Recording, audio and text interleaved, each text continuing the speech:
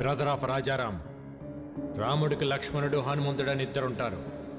ఆ ఇద్దరిని కలిపితేనే నేను. రేయ్, అమాయకంగా ఉన్నాడు, బెదిరిస్తే వంగుతాడు, మంచోళ్ళ ఉన్నాడు, భయపెడితే లొంగుతాడు, ఒంటరిగా ఉన్నాడు, తల దించుతాడు అనుకుంటే తప్పు. ఆయనకు ఒక తమ్ముడున్నాడు, అన్నంటే పిచ్చున్నాడు. వాడు మాటిస్తే నిలబడతాడు, కాదంటే కలబడతాడు, బెదిరిస్తే తిరగబడతాడు, భయపెడితే చంపేస్తాడు. ఏదో మాట చెప్పు అని తిరుగుతున్నారంట. చిన్నప్పుడు ఒక లైసెన్స్ కోసం నీ గూడెం తగలబెట్టి తీసుకెళ్ళినోడిని. అలాంటిది నా అన్న జోలికొస్తే వాడిని, వాడి సామ్రాజ్యాన్ని నిలబెట్టి తగలబెట్టేస్తా. చెప్పు నీ అల్లుడు జీకేకి.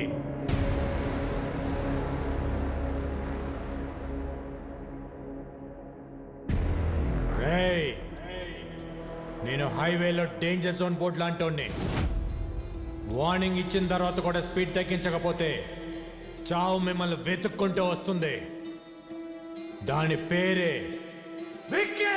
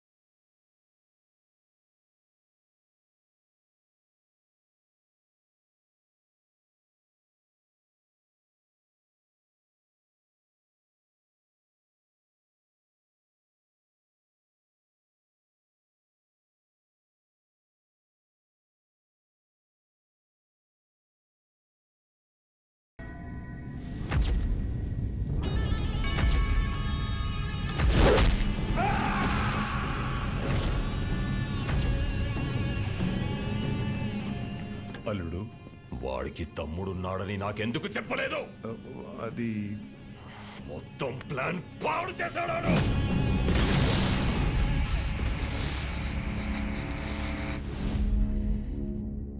చిన్న వయసులోనే పారిపోయాడు. ఇలా తిరిగి వచ్చి భయపెడతాడని నేను ఊహించలేదు. వాడు తమ్ముళ్ళ లేడు, డామినేటర్లా ఉన్నాడు. వాడి బలమేంటి, బలహీనత ఏంటి, బ్యాక్గ్రౌండ్ ఏంటి, నెట్వర్క్ ఏంటి, అన్న మీద అంతటి ప్రేమేంటో తెలుసుకో. నువ్వేం చేస్తావో, ఎక్కడికి వెళ్తావో నాకు తెలీదు. మళ్ళీ వాడి మొత్తం డీటెయిల్స్ తోనే నువ్వు నాకు కనిపించు. Okay sir. రాజారాం గారు, ఏమైంది సార్? అనాథాశ్రమం కేసులో బెయిల్ క్యాన్సిల్ అయ్యే అవకాశం ఉంది. ఒకవేళ అదే గనక జరిగితే మీరు జైలుకి వెళ్లాల్సి వస్తుందేమో. ఏమండి, మీరు ఒకసారి వెళ్ళి జడ్జి గారిని కలిసి రండి. పదం లాయర్ గారు.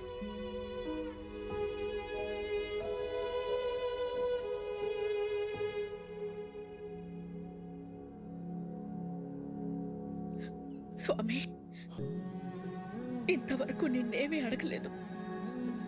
ఇప్పుడు అడుగుతున్నాను. చెయ్యని తప్పుకు ఆయన దోషిగా నిలబడకుండా చూడు.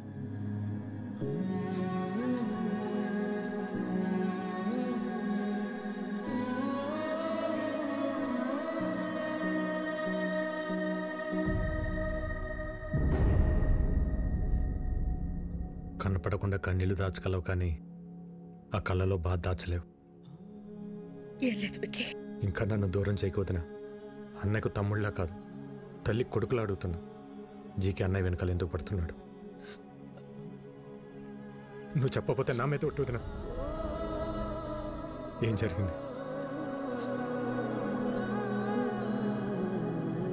ఆర్గానిక్ వ్యవసాయం, ఆర్గానిక్ ఫుడ్ ఇంపార్టెన్స్ గురించి ప్రజలకు అర్థమయ్యేలా చెప్పడానికి మీ అన్నయ్య గత 20 సంవత్సరాలుగా చేస్తున్న సేవల్ని గుర్తించి ఇండియన్ ఫుడ్ ఫోరం వాళ్ళు అవార్డుతో సత్కరించారు. సర్వే భవంతు నిరామయః.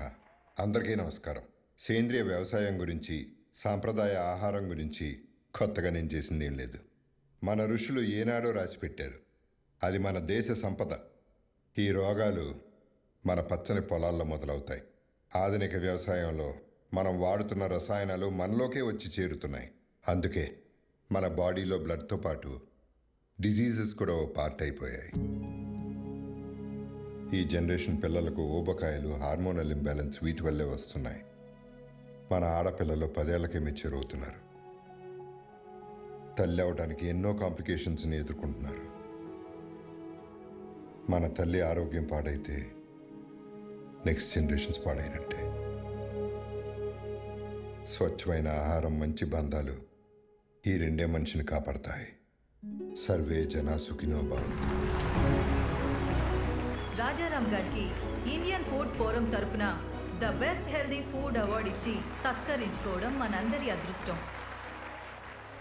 సరిగ్గా అదే సమయంలో ఎక్స్పోర్ట్కే కాదు, ఇండియాలో కూడా మ్యానుఫ్యాక్చర్ చేయకుండా ఉండాలని రికమెండ్ చేస్తున్నాను. మీ అన్నయ్య ఇచ్చిన రిపోర్టు వల్ల జీకే ప్రోడక్ట్స్ కొన్ని బ్యాన్ అయ్యాయి. జీకే బ్రాండ్ నేమ్ మార్చి అవే ప్రోడక్ట్స్ ని మళ్ళీ అమ్మడం మొదలు పెట్టాడు. ఒకరోజు మీ అన్నయ్య అరేంజ్ చేసిన ఆర్గానిక్ ఫుడ్ ఎగ్జిబిషన్ లో పాపారావు పర్మిషన్ లేకుండా తన అల్లుడు GK fake food organic stall పెట్టాడు. These are not organic, they chemical products. అసలు ఈ స్టాల్ ఎవరు పెట్టనిచ్చారు? Where is entry pass? Rajaram ఒక్క నిమిషం లేటుగా వచ్చేసరికి అబ్బాబ్బాబ్బా. మేనేజర్ చెప్పొచ్చు కదా, ఇది బయట వాళ్ళది కాదు, మన పాపారావు గారిదని. నీ కల్తీ మారలేదు, నువ్వు మారలేదు. జీకే బ్రాండ్స్ నీలా నాలా కాదు, ఇంటర్నేషనల్. మీ అన్నయ్య జీకే ప్రోడక్ట్స్ లో ఉన్న కల్తీని మీడియా ముందు బయట పెట్టారు. పర్మిట్ చేసిన కెమికల్స్ ని ఎక్కువ మోతాదులో కలుపుతున్నారు. ఈ జీకే ఫుడ్స్ వల్ల ఎంతో మంది జీవితాలు కోల్పోతున్నారు. GK foods are dangerous. Say no to GK foods. Eat food, not chemicals. GK foods are bad. మీ అన్నయ్య ఇచ్చిన స్టేట్మెంట్ వల్ల జీకే షేర్స్ పడిపోయాయి. జీకే గ్రూప్ తో ఇంటర్నేషనల్ కొలాబరేషన్స్ ఆగిపోయాయి. ఎవిడెన్స్ నా దగ్గర ఉన్నాయి అన్న మీ అన్నయ్య మాటతో జీకేలో భయం మొదలైంది. దాంతో పాపారావుని హోటల్ మీదకి పంపించి మీ అన్నయ్యని బెదిరించాడు. భోజనం చేసే వాళ్ళని అర్ధాకలతో లేపడం సంస్కారం కాదని నీకు తెలీదా? చూడు, మర్యాదగా జీకే ఫుడ్స్ గురించి నువ్వు ఇచ్చిన స్టేట్మెంట్ ను మాకొచ్చిన రాంగ్ ఇన్ఫర్మేషన్ వల్ల ఇచ్చానని ఒప్పుకుని మీడియా ముందుకెళ్ళి జీకే ఫుడ్ ఈస్ గుడ్ అని ఒక్క మాట చెప్పే, లేకపోతే చాలా కోల్పోతా. నేనెన్ని కోల్పోయినా నీ అల్లుడి విషయాన్ని మంచి ఫుడ్ అని ఎప్పటికీ చెప్పను. జనానికి జీకే విషమమ్ముతున్నాడని నువ్వు బాగానే తెలుసుకున్నావు, కానీ జీకేలో ఎంత విషముందో ముందు ముందు తెలుసుకుంటా.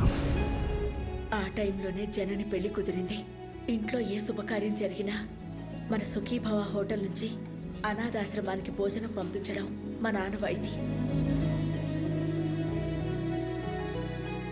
అలా పంపించిన భోజనం తిన్న పిల్లలు తీవ్ర అస్వస్థతకి గురయ్యారు.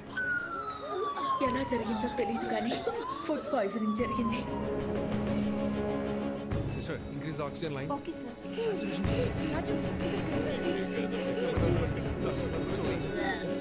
It's okay, it's okay.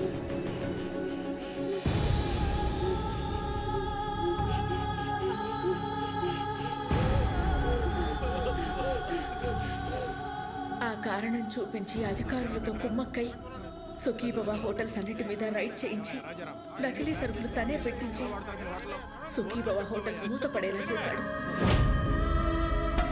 అనాథ పిల్లల అనారోగ్యానికి కారణమయ్యారని మీ అన్నయ్యని అరెస్ట్ చేయించాడు.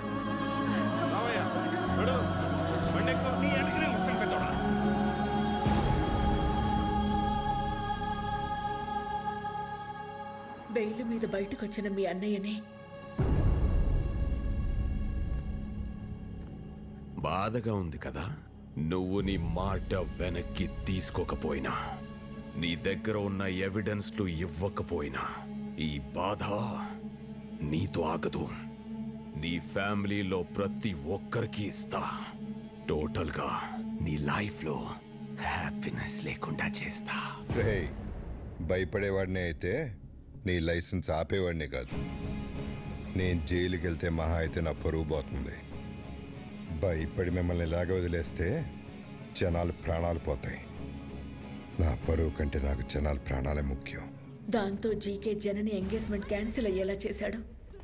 రండి బాబు గారు, నమస్కారం. రండి, కూర్చోండి. కూర్చోడానికి రాలేదండి. ఏమైందండి? మీ హోటల్ మూతపడితే మాకు వ్యాపారాలు ఉన్నాయి కదా అని సర్దుకున్నాను. మీరు అరెస్ట్ అయినప్పుడు కూడా సొసైటీలో పెద్దవాళ్ళ మీద కేసులు కామన్ కదా, బయటపడతారులే అనుకున్నాను. కానీ ఇప్పుడు కోర్టులో విట్నెస్లు మీకు ఎగ్నెస్ట్గా ఉన్నాయండి. శిక్ష పడితే మీరు దోష అవుతారు. అందుకే ఈ ఎంగేజ్మెంట్ క్యాన్సిల్ చేస్తున్నా అని చెప్పడానికి వచ్చానండి. ఉంటాను.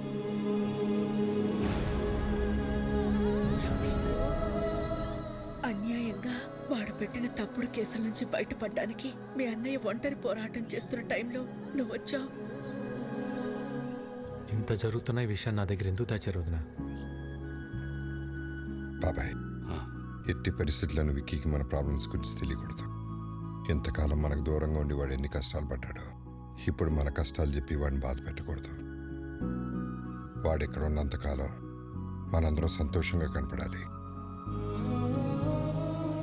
మీ అందరిలో నాకు కనిపించిన సంతోషం నిజం అవ్వాలి. అది నిజం చేస్తా. కానీ ఈ విషయం నాకు చెప్పినట్టు అన్నయ్యకి తెలియకూడదు వదినా.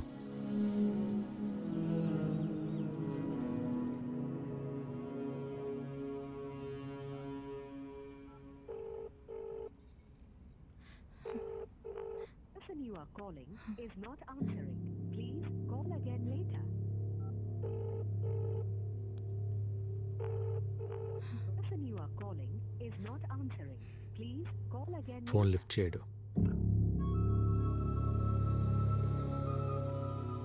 రేపు ప్రదీప్కి ఎమ్మెల్యే రుద్రప్రతాప్ కూతురుతో ఎంగేజ్మెంట్.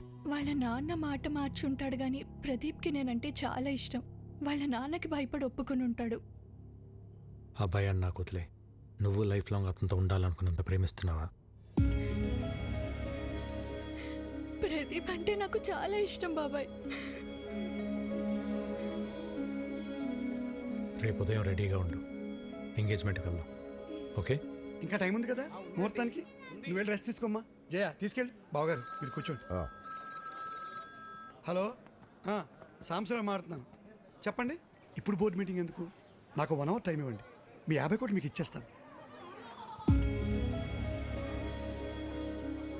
మీరు మళ్ళీ ఇలా వచ్చారండి బాబు? జస్ట్ డబ్బు కోసం మీ అబ్బాయి లైఫ్ అమ్మేస్తున్నారు. నాకు తెలుసు సార్, బిజినెస్లో మీ పార్ట్నర్స్ పెట్టిన ఇన్వెస్ట్మెంట్ వెనక్కి అడిగేసరికి మీకేం చేయాలో అర్థం కాలేదు. అదే టైంలో జీకే మీకు ఒక ఆఫర్ ఇచ్చాడు. అదే రుద్రప్రతాప్ కూతురుతో ఎంగేజ్మెంట్. అన్నయ్యకి ఒక్క మాట చెప్పు ఉండాల్సింది కదా సార్. నా సమస్య రాజారాం గారు తీర్చగలిగేంత చిన్నది కాదు బాబు. 50 కోట్లు చూశారుగా. 50 కోట్లు అనేసరికి మీరు ఆలోచనలో పడ్డారు. ముహూర్తానికి టైం అవుతుంది, బయలుదేరండి. ఆడికి ఎలా రాసి పెట్టుంటే అలాగే అవుతుంది.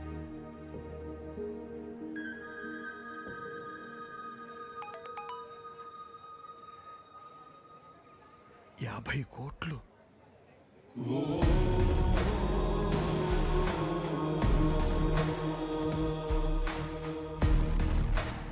సార్ 50 కోట్లు. సార్, అమౌంట్ వచ్చింది, మీ ప్రాబ్లం తీరింది. ఇక డీటెయిల్స్ ఎందుకు? బాబు టైం అవుతోంది, రండి లోపలికి. ఇక్కడ డబ్బు ఓకే, అక్కడ రుద్రప్రతాపు నేను చూసుకుంటాను.